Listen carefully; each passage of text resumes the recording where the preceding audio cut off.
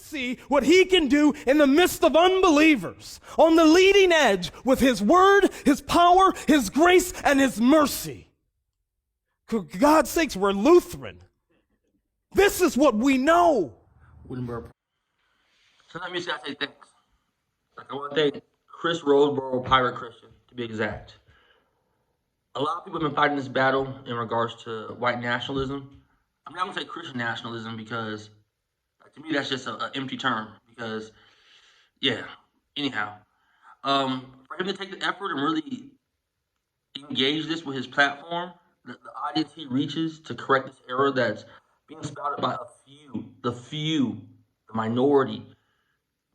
It's big, man. It's so easy to turn a blind eye to things. It's so easy to ignore it, saying, not my monkey, not my circus.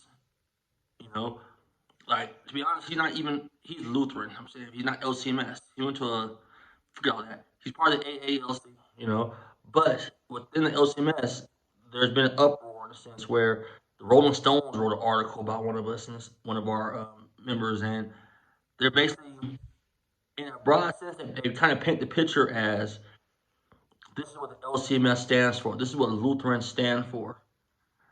And he's coming out, and it's important that, and this is the thing about Christian celebrities.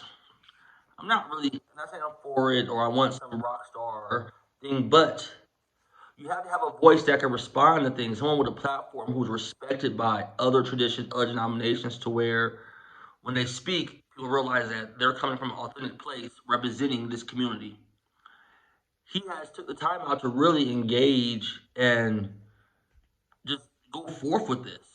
And I'm not gonna lie, I wrote a piece a while ago. I'll put a link to the bottom, where I wanted more Lutheran theologians to engage this type of talk in regards to racism and this. Now, disclaimer, people always, let's talk about the gospel. Yes. We also have to, through use of law, correct things and see someone straying off the path and say, yo, that's not right. That's not in accordance with the way Christians fellowship, walk, and believe. It's funny because, and I'm going on a tangent, we get that when it comes to the LGBTQ, and I'm not sure what other consonants or vowels, but you know what I'm saying? We get that. We don't see someone saying we can't have a drag queen, trans, lesbian, pastor, pastress. We're okay with us confronting that issue, or even the issue of a gay person in general. Not even all far-fetched. It has to be a lifestyle, talking about it. You have no problem with that. You won't say as a rebuttal, keep it on the gospel. Keep it on the gospel. You won't get that. But when it comes to this, sometimes you get the pushback of, you're just focused on race. You're just focused on this. When it's not an issue of being focused on race. It's an issue of, just like the other transgressions, like racism and partiality to your brother is not right. It is not right. It is not in accordance. There's numerous passages and examples of this. This is not the way. It's not the Mandalorian. This is not the way. But I want to thank him because he didn't have to.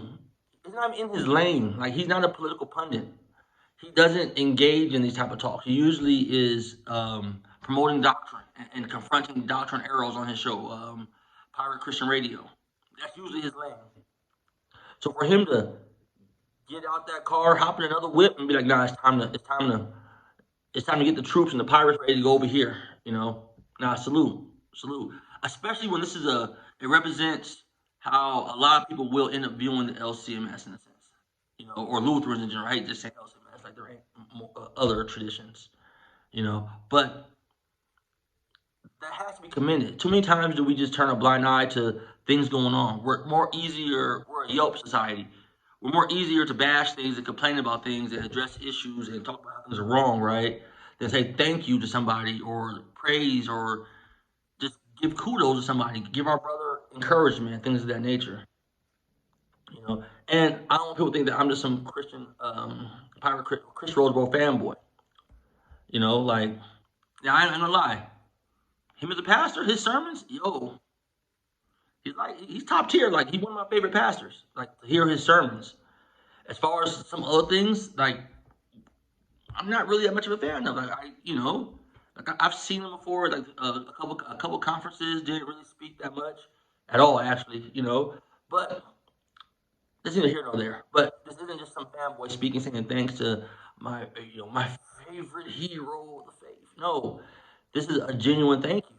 A genuine thank you.